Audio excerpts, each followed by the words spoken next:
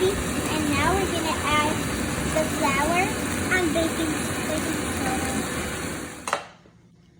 Now we're adding the dry ingredients, oats and flour.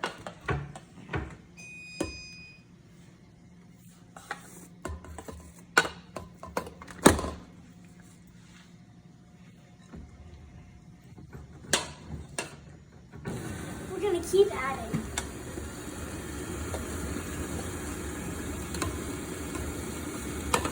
Pressing the walnuts and putting them in the mixer.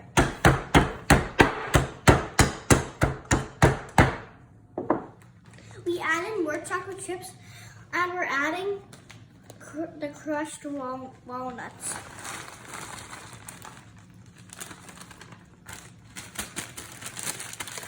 Do that together. Now I'm going to mix the batter.